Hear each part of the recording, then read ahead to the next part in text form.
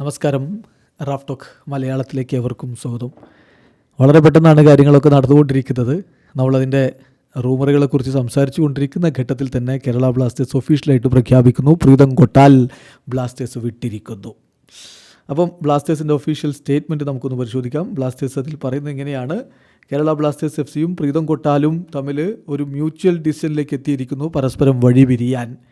Kerala Blasters FC and Pritam Kotal have reached a mutual decision to part ways. പരസ്പരം വഴിപിരിയാൻ വേണ്ടി അവർ മ്യൂച്വലായിട്ട് തീരുമാനമെടുത്തിരിക്കുകയാണ്. പ്രീതത്തിന് അദ്ദേഹത്തിൻ്റെ കമ്മിറ്റ്മെൻറ്റിനും പ്രൊഫഷണലിസത്തിനും ക്ലബ്ബിലുണ്ടായിരുന്ന സമയത്തുള്ള അദ്ദേഹത്തിൻ്റെ കോൺട്രിബ്യൂഷൻസിനും ബ്ലാസ്റ്റേഴ്സ് നന്ദി പറയുന്നുണ്ട്.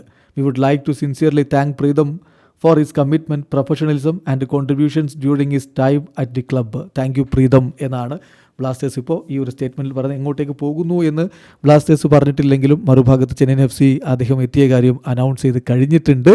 അപ്പോൾ ഏതായാലും കേരള ബ്ലാസ്റ്റേഴ്സ് വിട്ട് പ്രീതം കൊട്ടാൽ ഇതാ ചെന്നൈയിൻ FC-യിലേക്ക് ജോയിൻ ചെയ്തിരിക്കുന്നു. 2023 മോഹൻ ബഗാൻ സൂപ്പർ ജയൻസിൽ നിന്ന് കേരള ബ്ലാസ്റ്റേഴ്സിലേക്ക് പ്രീതം കൊട്ടാൽ എത്തിയത്. പിന്നീട് ബ്ലാസ്റ്റേഴ്സിന് വേണ്ടി അദ്ദേഹം റൈറ്റ് ബാക്കായിട്ടും സെൻറ്റർ ബാക്കായിട്ടും ഒക്കെ പ്രകടനം നടത്തിയിട്ടുണ്ട്. മോശമില്ലാത്ത പ്രകടനം തന്നെ അദ്ദേഹം നടത്തിയിട്ടുണ്ട്. ഏതായാലും എക്സ്പീരിയൻസ്ഡ് ആയിട്ടുള്ള ഒരു പ്ലെയർ ബ്ലാസ്റ്റേഴ്സ് വിട്ടിരിക്കുന്നു. വീഡിയോ അവസാനിക്കുന്നു.